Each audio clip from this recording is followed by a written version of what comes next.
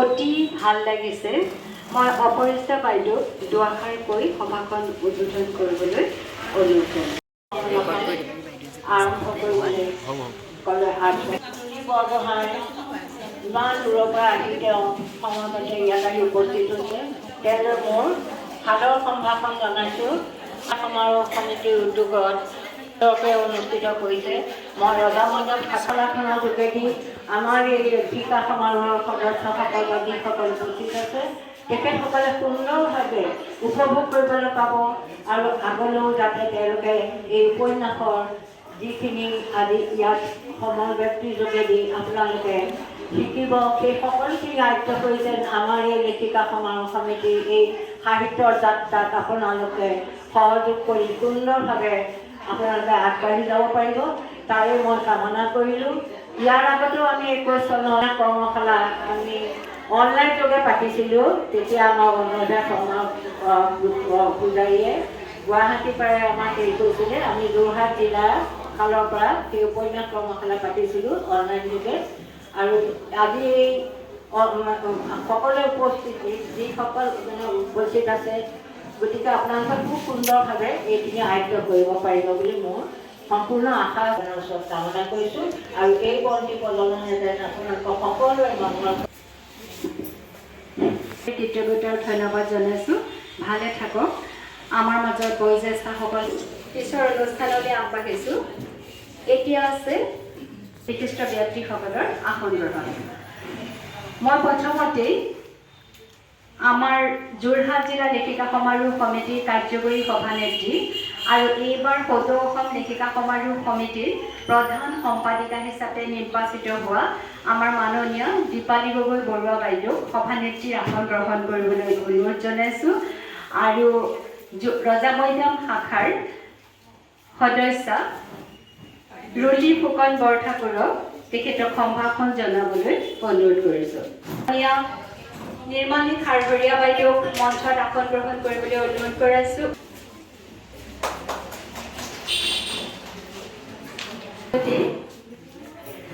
আজিৰ সভাৰ মধ্যমণি আমাৰ কাৰোবাৰ জীয়ৰী সদৃশ, কাৰোবাৰ বাইদেউ সদৃশ, কাৰোবাৰ ভনী সদৃশ অসমৰ জনপ্ৰিয় ঔপন্যাসিক জুৰি বৰা বৰগোহাঁই তেওঁক মঞ্চত আসন গ্ৰহণ কৰিবলৈ অনুৰোধ কৰিছোঁ।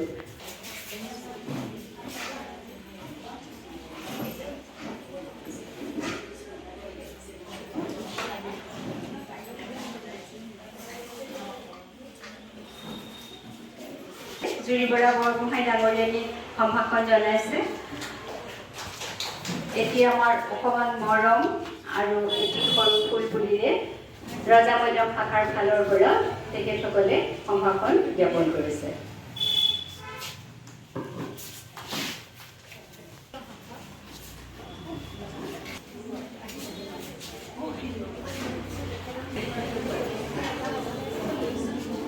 সম্পাদিকা হিচাপে আমাৰ লেখিকাসকলে লিখি উলিওৱা এখন কিতাপ আমাৰ মৰমৰ ভনীগৰাকীক দিবলৈ বিচাৰিছোঁ।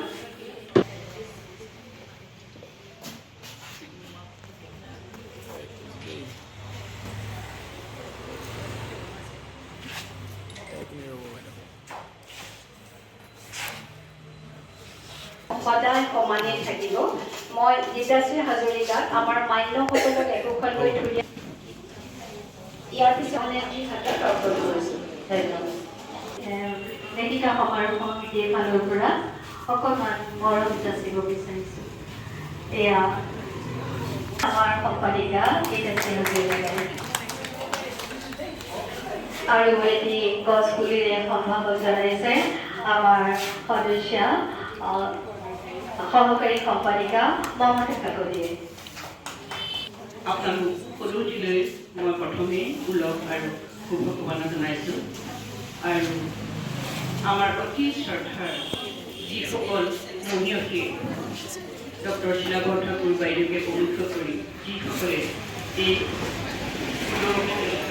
সমিতি গঠিত কৰি আমাৰ যি শাখাসমূহ গঠন কৰি অসম লেখিকা সমাৰোহ সমিতিৰ অন্তৰ্ভুক্ত হ'ল সেই মহীয়সীসকলক প্ৰথমতে নমস্কাৰ।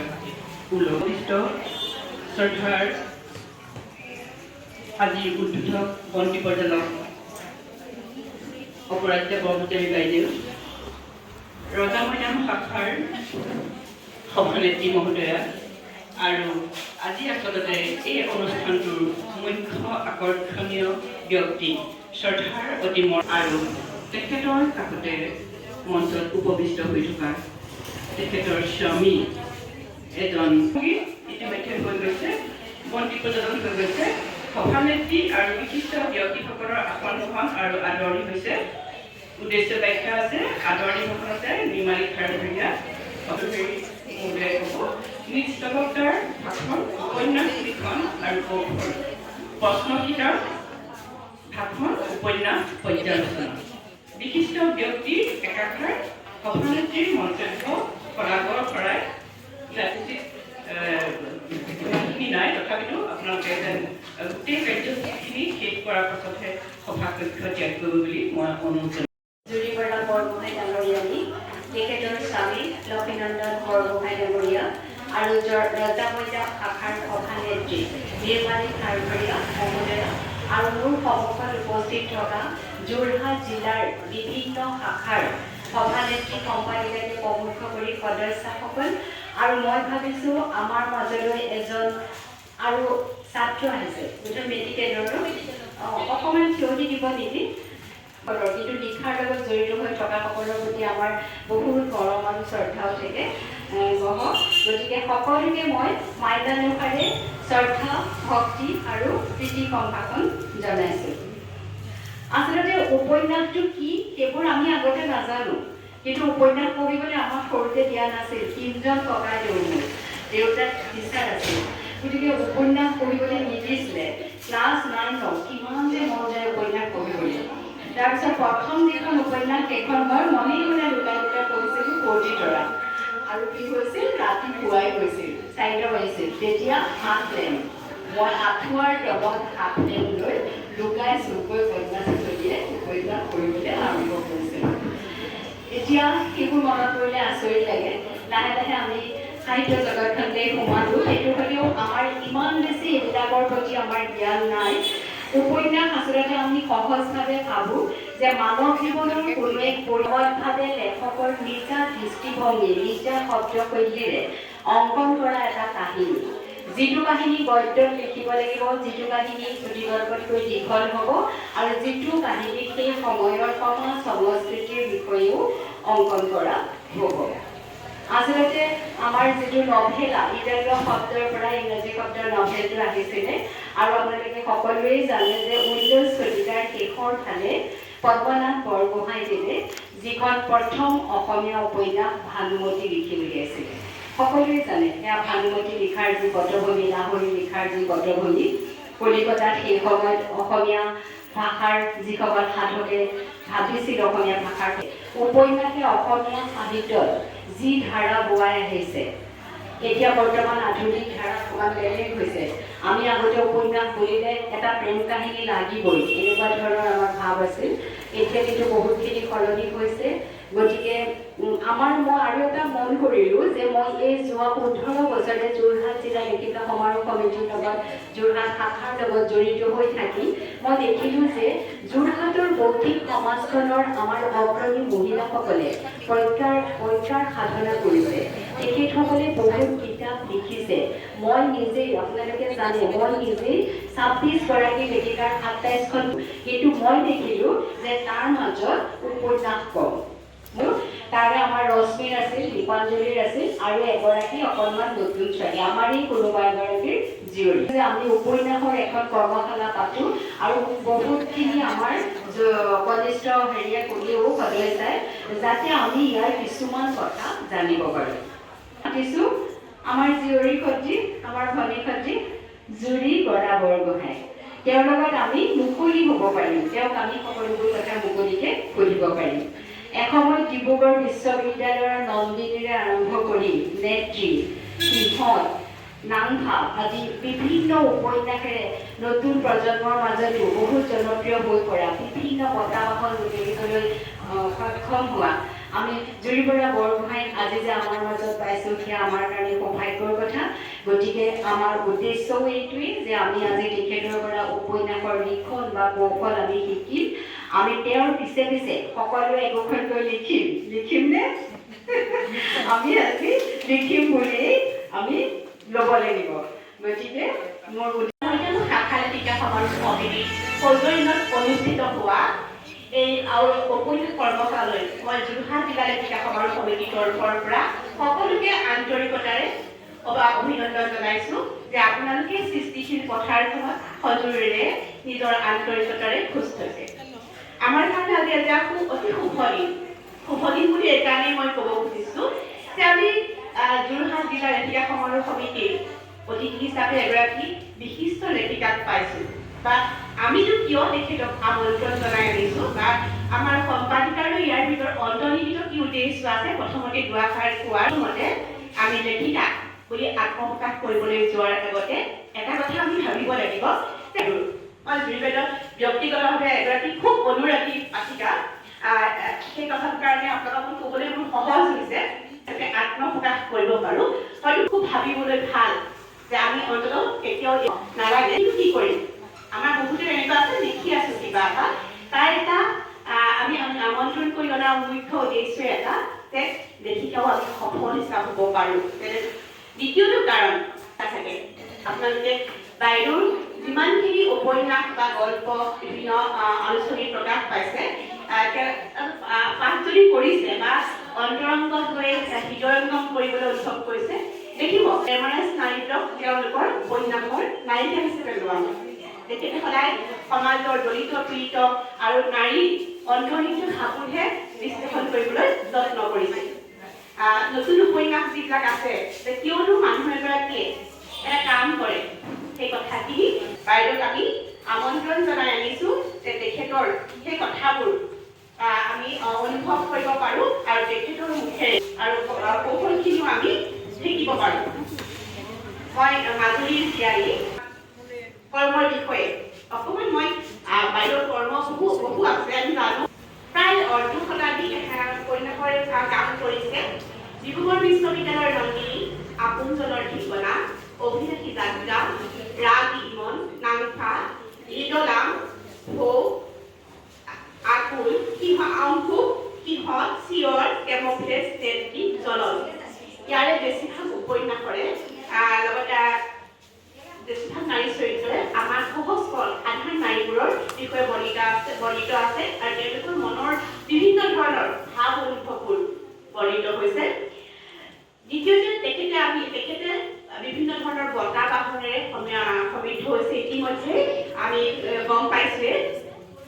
তেখেতৰ বঁটাসমূহৰ বিষয়েও মই অকণমান কৈছোঁ যে 2010 চনতে উত্তৰ পূব ভাৰতৰ পৰা প্ৰকাশিত 10খন গ্ৰন্থৰ ভিতৰত নাংফাৰ বাবে তেওঁ গ্ৰন্থ বান্ধৱৰ বিশেষ স্বীকৃতি লাভ কৰিছিলে আৰু নতুন প্ৰজন্মৰ লেখিকা হিচাপেও তেওঁ ভালেমান বঁটা বাহনেৰে তেওঁ ইতিমধ্যে গণ সমাজত দৃঢ় পদক্ষেপ গ্ৰহণ কৰিছে। এই বছৰৰ তেখেতে নাৰী দিৱস উপলক্ষে তেওঁ বিশেষ সন্মান পাবলৈ সমৰ্থ হৈছে। আৰু এটা কথা আমি তেওঁৰ পৰা বিশেষভাৱে শিকিবলগীয়া কথা, এই বছৰ যিটো নাৰী দিৱসৰ থিম ইভেন আমি তেওঁৰ পৰা শিকিব পাৰোঁ যে আমি সমাজক দিছোঁ আৰু সমাজেও তেখেতক দিবলৈ আগ্ৰহ প্ৰকাশ কৰিছে। মই এই প্ৰিয় লেখিকাগৰাকী যোৰহাট জিলা লেখিকা সমাৰোহ সমিতিলৈ আহি আমাৰ আমন্ত্ৰণ ৰক্ষা কৰি আহি আমাক সমৃদ্ধ কৰাৰ বাবে আৰু আশা কৰিছোঁ তেখেতে দি থৈ যোৱা কৌশল আৰু কমলৰ সহায়ত আমিও নতুন দিনত নতুনভাৱে খোজ দিব পাৰিম।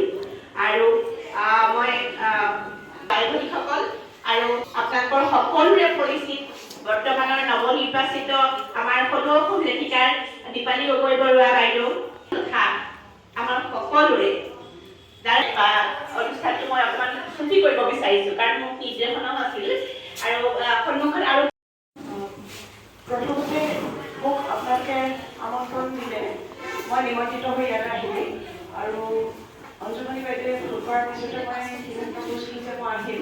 গতিকে মই সন্মানিত। এটা জটিল বিষয় উপন্যাস লিখনৰ কৌশল, এই বিষয়লৈ আচলতে এটা ৱৰ্কশ্বপ দিয়াটো ইমান এৰি দিয়া কথা নহয়, এইটো এটা ছেশ্যন, কেইবাটাও ছেশ্যনতহে আচলতে এই গোটেই কথাখিনি কোৱা সম্ভৱ। তথাপিতো যিমান পাৰি মোৰ ক্ষমতা, এগৰাকীৰ যিমানখিনি ক্ষমতা থাকে মই মাজলৈ গৈ লওঁ, ছেশ্যন কৰোঁ, আৰু ছেশ্যনবোৰ কৰোঁতে আমি যাৰ লগত কৰোঁ তেওঁলোকৰ লগত আমি আচলতে মুখামুখিতে আমি বেছি এটাচ ফিল কৰোঁ। আৰু দ্বিতীয় কথা হ'ল কি, ইমান এটা ডাঙৰ কাৰবাৰ, সেই কাৰবাৰটো মই আপোনালোকৰ সন্মুখত খুব কম, সেইটো কাৰণে মই দুটা অনুৰোধ কৰিম। কোনোবা মানুহে হয়তো মোৰ কথা আগ্ৰহ নাপালে তেওঁলোকে যদি সভাগৃহত ত্যাগ কৰে মোৰ কোনো আপত্তি নাই, কিন্তু মই অকণমান নীৰৱতা বিচাৰিম। দ্বিতীয় কথা হ'ল, মই যেতিয়া কথা কওঁ, যদিও মোৰ জৈৱ অৱয়ৱটোৱে এটা নাৰী, মই কিন্তু সকলো ধৰণৰ লৈংগিক অৱস্থিতি, জাত পাত ধৰ্মৰ এই গোটেই অৱস্থিতি ভাঙি পেলাই কথাখিনি কওঁ। এইখিনি সময়ত মই এগৰাকী ব্যক্তি যাৰ ধৰ্ম নাই, যাৰ লিংগ পৰিচয় নাই, যাৰ জাত পাতৰ কোনো ভাৱনা নাই, গতিকে আপোনালোকৰ লগত মোৰ কিছু মতবিৰোধিতা থাকিব পাৰে, গতিকে প্ৰথমতে মই ক্ষমা বিচাৰিছোঁ। এতিয়া আমি কৈছোঁ যে আমি উপন্যাস লিখিবলৈ মই প্ৰথম সুধিছোঁ যে আমি উপন্যাস লিখিবলৈ আপোনালোকৰ চবৰে মনত বা মোৰ মনতো প্ৰথমে প্ৰশ্ন আহিছে, পাৰিম জানো? আমি উপন্যাসটো কেনেকৈ আৰম্ভ কৰিম, কেনেকৈ শেষ কৰিম আৰু লিখিব পাৰিম জানো? সেইটো প্ৰশ্ন আপোনালোক সকলোৰে মনলৈ আহে। এতিয়া প্ৰথম প্ৰশ্নটো মই একেবাৰে উত্তৰ দিছোঁ যে আমি সকলোৱে এগৰাকী উপন্যাসিক। আচলতে আমি সকলো ষ্টৰী টেলাৰ, হয়নে নহয়? আমাৰ আইতাই আমাক সাধু কৈছিলে, তেওঁ এখন উপন্যাস সাধুবোৰ মানে কঢ়িয়াই ফুৰিছোঁ, আপোনালোকে আপোনালোকৰ পিছৰ প্ৰজন্মক কৈছে, সেইটোৱে উপন্যাস। Story telling is a novel. সকলো মানুহে কাহিনী কয়।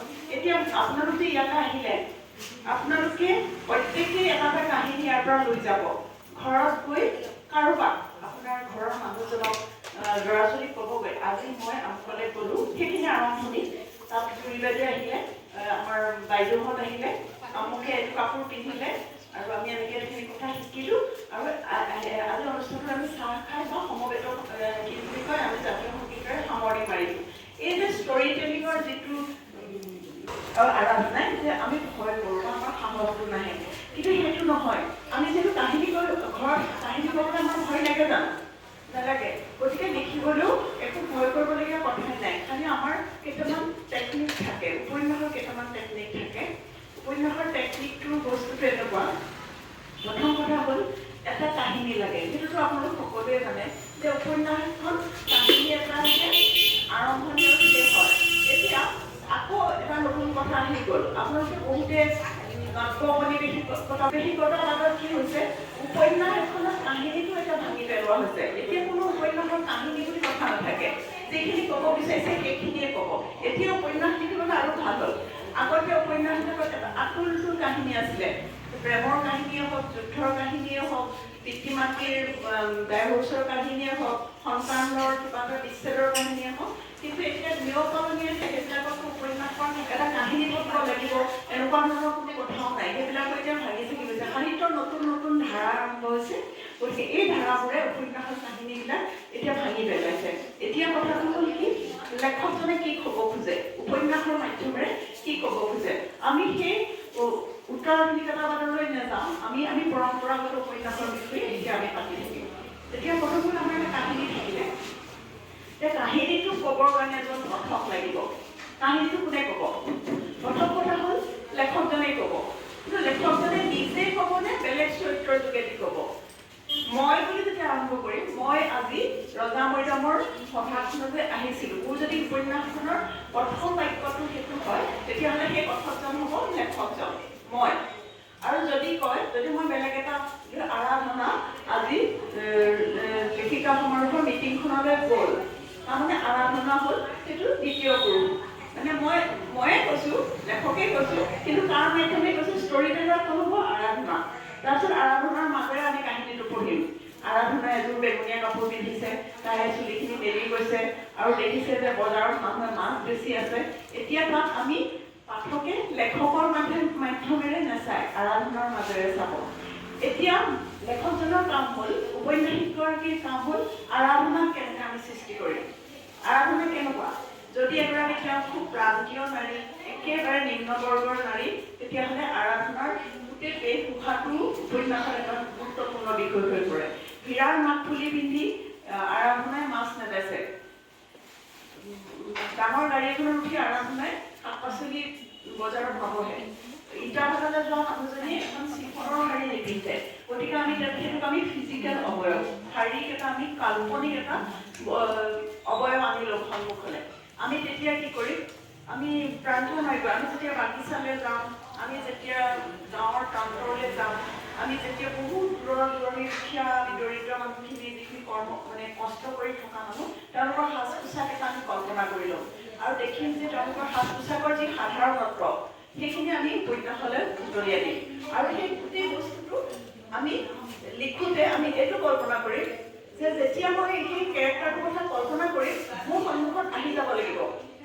মই যেনিবা ক'লো যে মোৰ চৰিত্ৰটো আৰাধনাই এইখন বাগিচাত কাম কৰে, গতিকে এখন মাক খুলি ৰূপৰ এযোৰ পায়ে ৰাখিব পাৰে, কেতিয়াবা আহে আৰু এখন অকণমান ৰঙীন শাৰী অকণমান চুটিকৈ পিন্ধিব, চুলিখিনি অকণমান আমাৰ নিচিনা চিল্কি নহয়, বা আমাৰ গাঁৱৰ যদি বোৱাৰী এজনীৰ কথা কওঁ, মেখেলা চাদৰ এযোৰ ব্লাউজটো অকণমান ঢিলা, খোপাটো অকণমান ঢিলা, আৰু কাণফুলিটো সেইটো খুব বেছি সুন্দৰভাৱে সস্তীয়া। এইবোৰ খুব সৰু সৰু কথা, কিন্তু উপন্যাস এখনৰ কাৰণে বহুত ডাঙৰ কথা।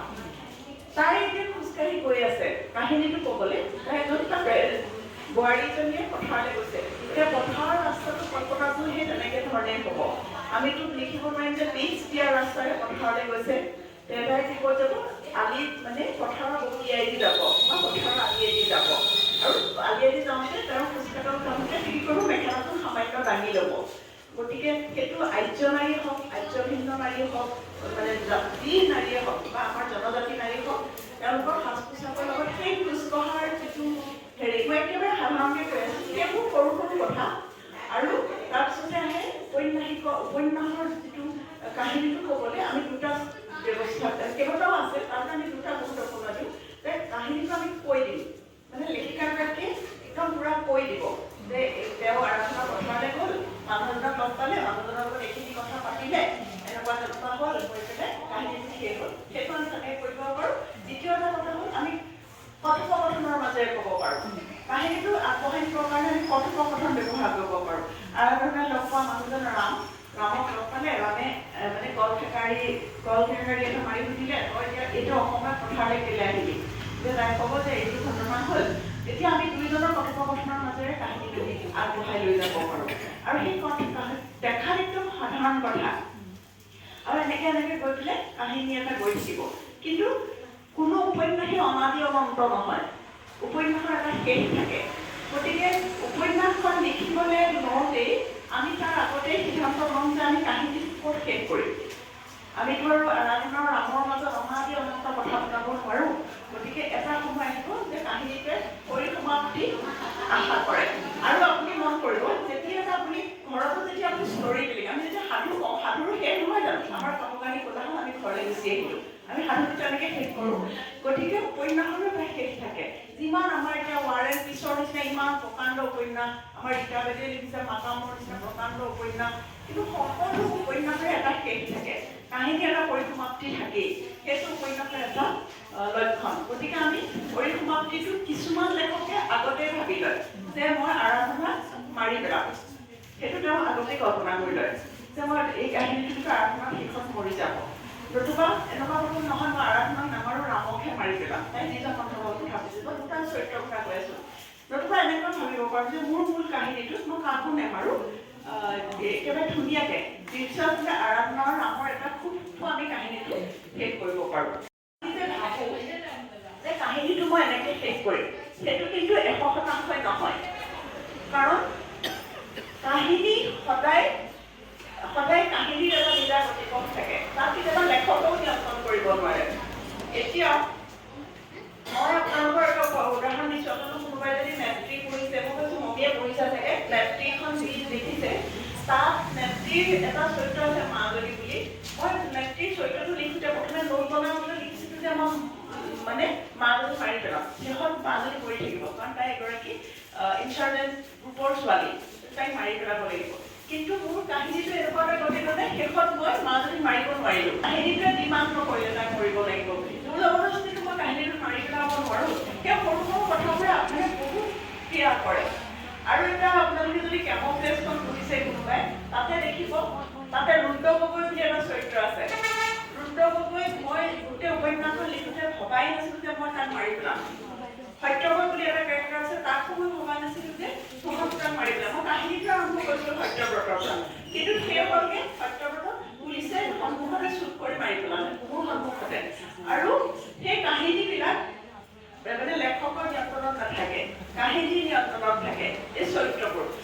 ভাবোহে যে মই এইটো এনেকৈ কৰিম, এইটো এনেকুৱা হ'ব, আৰাধনা এনেকুৱা হ'ব, ৰাম এনেকুৱা হ'ব, এক্স এনেকুৱা হ'ব, ৱাই হ'ব।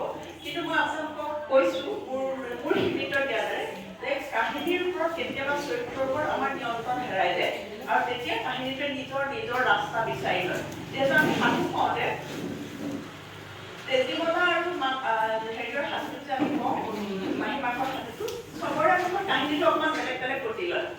আকৌ আমাৰ ৰাম আৰু সীতাৰ কাহিনীবোৰ আপোনালোকে জানে যে ট্ৰাইবেল সমাজত বেলেগ বেলেগকৈ চলে। গতিকে কাহিনীৰ নিজৰ এটা চৰিত্ৰ আছে, তেনেকেই লৈ যাব। আৰু উপন্যাসখন যেতিয়া আপুনি ভাবে যে মোৰ এই বিষয়টো বহুত ভাল লাগে, এইটো লিখিম, তেতিয়াহ'লে আপুনি কেনেকৈ আৰম্ভ কৰিব? আপুনি সদায় কল্পনা কৰি ল'ব যে সন্মুখত কোনোবা এজন শ্ৰোতা আছে। শ্ৰোতাজনক আপুনি কেনেকৈ ক'ব যে এই কাহিনীটো এনেকুৱা হ'ল, এনেকৈ মানুহ এজন শিকালে? মই একদম কথাখিনি খুব বেছি মানে তত্ত্বলৈ যোৱা নাই। এই কাহিনীটো আপুনি যেনেকৈ ক'ব প্ৰথমে তেনেকৈ লিখি পেলাব। কাহিনীটো সামৰণি আপুনি যেনেকৈ মাৰিলেহেঁতেন কথাটো কওঁতে, কিন্তু সেইখিনি সময়ৰ কাৰণে বহুত ধৈৰ্য লাগে।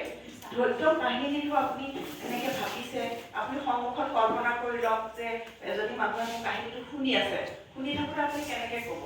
আৰু উপন্যাসৰ এটা কথা হয়, আমি যেনেকৈ ষ্টৰি টেলিংবোৰ চবৰে বেলেগ বেলেগ, চবৰে সাধু কথাবোৰ শুনিবলৈ ভাল লাগে জানো? কিছুমান মানুহে খুব ধুনীয়াকৈ কথা কয়, ধুনীয়াকৈ সাধুটো আৰ্টিকুলেট কৰি কয়, কিছুমানে সাধুবিলাক খুব মানে খৰকৈ কয়, কিছুমানে একদম দীঘলীয়া কৰি কয়। উপন্যাসৰ কাহিনীটো তেনেকুৱাই যে কিছুমানে বহুত দীঘলকৈ কাহিনীটো কয়, লিখে, কিছুমানে খুব শ্বৰ্টকৈ লিখে, আৰু কিছুমানে একদম দুখতে লিখে। এতিয়া মোৰ কথাটো আপোনালোকক এনেকৈ কওঁ যে আমি কেনেকৈ নিৰ্ধাৰণ কৰিম যে কিমানখিনি সময়ত উপন্যাসখন আমি শেষ কৰিম। আপোনাৰ যেতিয়াই কাহিনীটো কৈ শেষ হ'ল তেতিয়াই শেষ কৰক। যেতিয়াই কাহিনীটো আপুনি সন্মুখৰ মানুহজনক কৈ থাকক। আমি জানো তেজীমলাৰ সাধুটো লেহেতিয়াই নাথাকোঁ। তেজীমলাৰ মাহীমাকৰ সাধুটো আমি এটা সময় শেষ কৰি পেলাওঁ। আপোনাৰ যদি নাতি আছে, নাতি কওঁতে পিছদিনাখন আমি কওঁ এই তোৰ এইটো কাহিনীটো আমনি লাগিছে, তোক আৰু বেলেগ সাধু কওঁ। উপন্যাসো একেই, একেটা কাহিনীকে আপোনালোকে আমি দীঘল কৰিলে সেইটো বহুত। আৰু আমাৰ উপন্যাসত সেই দীঘলীয়া কৰাৰ এটা হেৰি আছে। মোৰো লিডলাখন যেতিয়া ওলাইছিলে অসমত কেইবাজনো মানুহে কৈছিলে কাহিনীটো অত্যন্ত দীঘলীয়া হৈছে, প্ৰায় 600 পেজৰ আছিলে। আৰু শেষত মই 3 মাহৰ পিছত প্ৰথম এডিশ্যনটো বজাৰত শেষ হোৱাৰ পিছত আধা কাটি পেলালোঁ, কাৰণ মই অনুভৱ কৰিলোঁ হয় এই কাহিনীটো ইমানকৈ নক'লেও হয়, এই কাহিনীটো মই আধাতে কৈ দিব পাৰোঁ। এইটোতো আমাৰ সকলোৰে থাকে ন, যে আমি এনেকৈ নকওঁ এই আমুকে ফোন কৰিলে ফোনত ইমান দীঘলীয়াকৈ কথাটো কৈছে, চুটিকৈ ক'লেও হয়। এতিয়া আপুনি কোনটোত আৰাম পায়, কথাটো কাহিনীটো ক'বলৈ কাহিনীকাৰে কোনটোত আৰাম পায় সেইটোতেই কওক।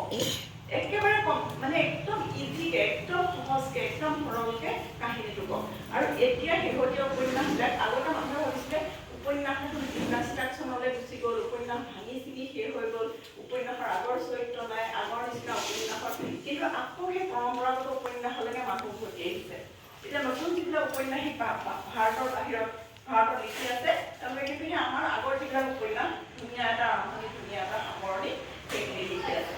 এতিয়া উপন্যাসখন আপোনাৰ হৈ গ'ল, আপুনি দুটা চৰিত্ৰ মই ক'লোঁ যে দুটা চৰিত্ৰলৈ আপুনি উপন্যাস লিখিলে, তেওঁলোকৰ প্ৰেম কাহিনী বা বিচ্ছেদ কাহিনী লিখিলে। কাহিনীটোতো লিখি গ'ল, সেইখন কেনেকৈ উপন্যাস হ'ল? সেইটো এটা কাহিনীহে। এতিয়া উপন্যাসৰ কিছুমান বস্তু আছে। এটা হ'ল কি, আমি যেতিয়া লিখিম সেই উপন্যাসৰ যিটো চৰিত্ৰ, মই যে ক'লোঁ আৰাধনাৰ কথা ক'লোঁ, আৰাধনা আৰু সেই ৰামে লগ পোৱা জেগাখনৰ আপুনি ভৌগোলিক অৱস্থিতিটো জানিব লাগিব। আপুনি নজনাকৈ কেতিয়াও উপন্যাস লিখিব নোৱাৰে, কাৰণ মানুহক ছেভ কৰে, মানুহক হেৰি কৰে, মানে আমাৰ এইটো যিটো আমাৰ মানসিক গঠন, শাৰীৰিক গঠন, গোটেই বস্তুটো আচলতে আৰু আমাৰ চিন্তাৰ গোটেই বিকাশটো কৰে আমাৰ জিঅ'গ্ৰাফিটোৱে। সেইটো আমি আচলতে গুৰুত্বই নিদিওঁ।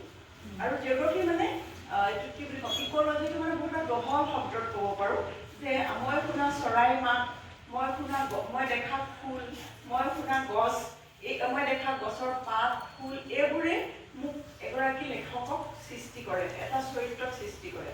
দ্বিতীয় কথা হ'ল কি যিখিনি জেগাত আৰামদায়ক চৰিত্ৰটোৰ আমি লিখিম তাৰ সংস্কৃতিটো আমি জানিব লাগিব আপুনিতো জগফিটো জানিলেই জনাৰ লগে সংস্কৃতিটো এতিয়া মই যদি মাজুলীৰ ছোৱালী এজনী যদি কথা লিখোঁ আৰু তাইৰ মুখত যদি তিৱা গান এটা দি দিওঁ সেইটো কেতিয়াও নিমিলে কাৰণ মাজুলীত তিৱা মানুহ নায়েই গতিকে মই মিচিং মানুহৰ দিব লাগিব নহয় মানে সত্ৰৰ বৰগীত বা কিবা এটা দিব লাগিব সেই বস্তুটোহে তাৰ সেই চৰিত্ৰটোৰ লগত খাপ খাব যদি মই যোৰহাটৰ কৰোঁ তেতিয়াহ'লে আমি দেৱী পূজাৰ কিবা এটা দিব লাগিব ইয়াততো সেই বস্তুটো বহুত প্ৰায়ৰিটি আছিল এটা সময়ত দেৱী পূজা মন্ত্ৰ বা এনেকুৱা ধৰণৰ কিছুমান কথা ইয়ালৈ আনিব লাগিব গতিকে তেতিয়াহে সেই চৰিত্ৰটো সাংস্কৃতিকভাৱে সি এনৰিচ হ'ব সমৃদ্ধিশালী হ'ব আমি জগবিধুৰ ক'লোঁ তাৰপিছত জগবিধুৰ লগত সেই নদ নদী পুখুৰী এইবোৰো সোমাই যায় আপুনি চাবচোন যেতিয়া আমি অমিতাভ ঘোষ বা অনিতা দেশাইৰ নিচিনা ভাৰতৰ পৰা বাহিৰত কিন্তু তেওঁলোকে ভাৰতৰ ইতিহাসটো ইমান জানে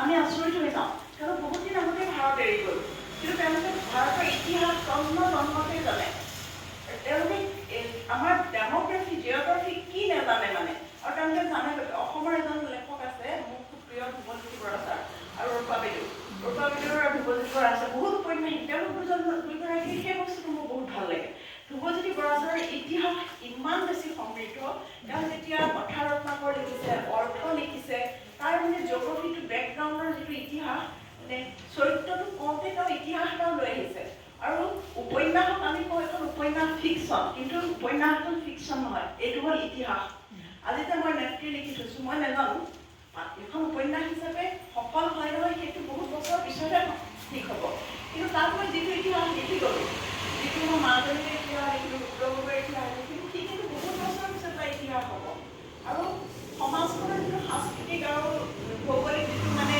অৱস্থা সেইটো উপন্যাসে প্ৰতিনিধিত্ব কৰে গতিকে উপন্যাস এখন জানিবলৈ হ'লে আমি ইতিহাস জানিবই লাগিব সেইটো এটা কথা তৃতীয় কথাটো হ'ল আমাৰ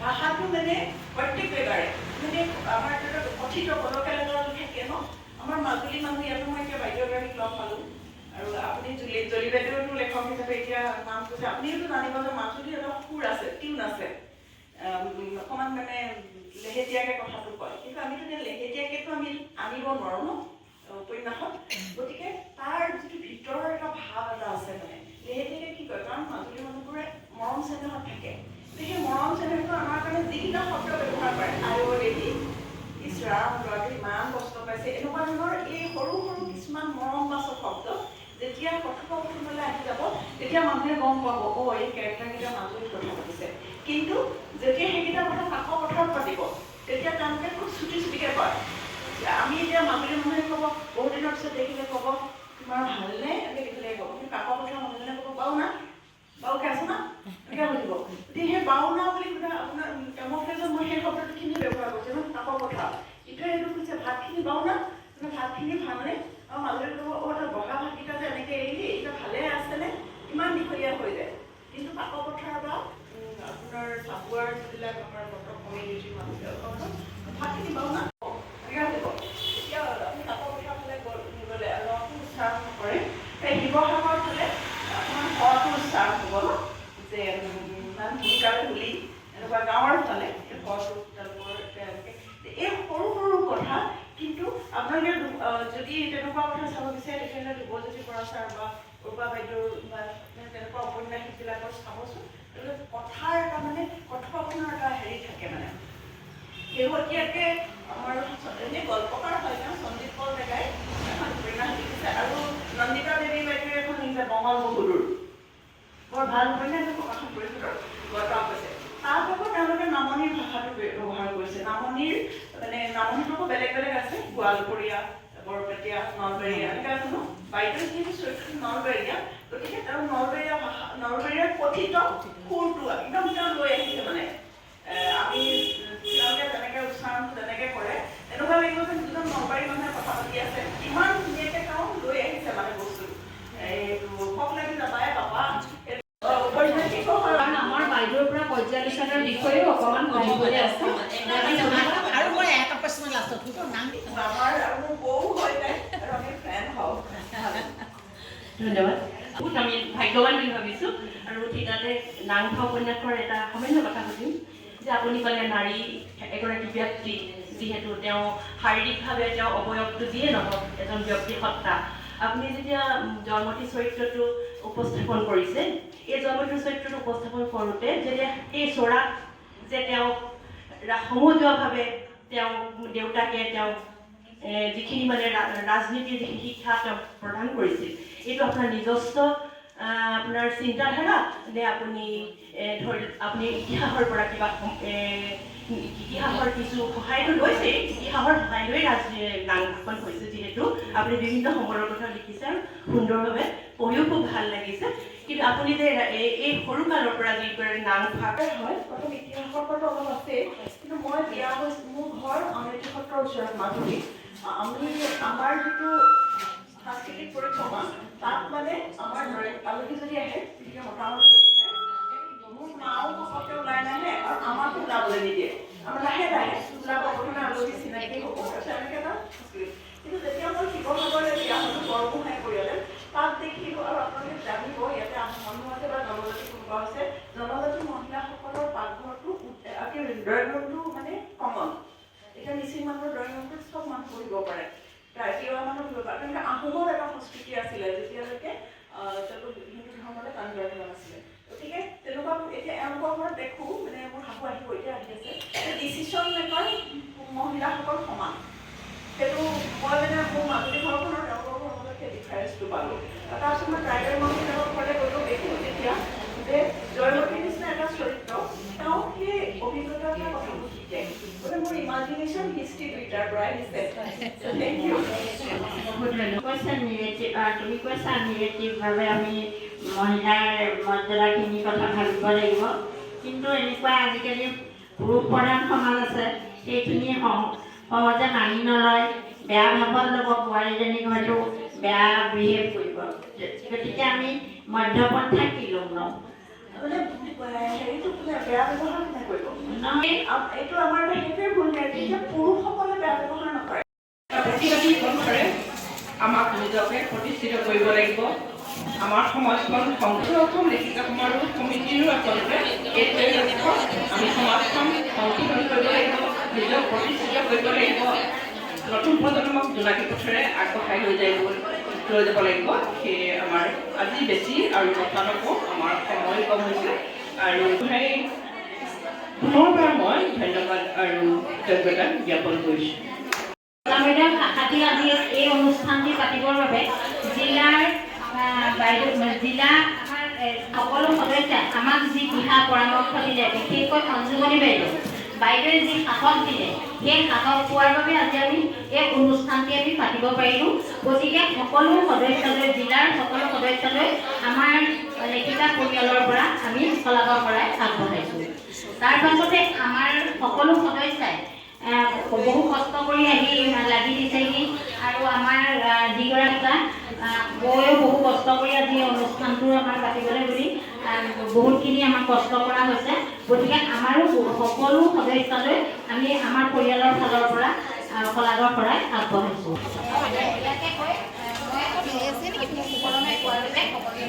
নমস্কাৰ আজি আচলতে আমাৰ বাবে এটা অতি সুন্দৰ দিন যোৰহাট জিলা লেখিকা সমাৰোহ সমিতিৰ উদ্যোগত আৰু ৰজা মৈদাম শাখাৰ সহযোগত আমি এতিয়া আজি উপন্যাসৰ ওপৰত এটা অনুষ্ঠান অনুষ্ঠিত কৰা হ'ল আৰু সেই অনুষ্ঠানটিৰ বাবে আমি আমন্ত্ৰণ কৰি আনিছিলোঁ বিশিষ্ট ঔপন্যাসিক বিশিষ্ট লেখিকা জুৰি বৰা বৰগোহাঁই তেখেতে উপন্যাসৰ লিখন আৰু কৌশলৰ ওপৰত এটা সুন্দৰ বক্তৃতা দিলে আৰু সেই বক্তৃতাৰ আমাৰ সমূহ সদস্যসকলে উপকৃত হৈছে বুলি ভাবোঁ আৰু বিশেষকৈ আজিকালি আমাৰ মহিলাসকলে লেখাৰ ক্ষেত্ৰখনত ইমান দূৰ আগবাঢ়ি আহিছে কিন্তু তেখেতসকলে উপন্যাস লিখিবলৈ সদায় সংকোচ কৰে মানে উপন্যাসৰ কলা কৌশলবিলাক লিখনৰ কৌশলবিলাক তেখেতসকলে হয়তো জ্ঞাত নহয় সেইকাৰণে আজি এই অনুষ্ঠানটো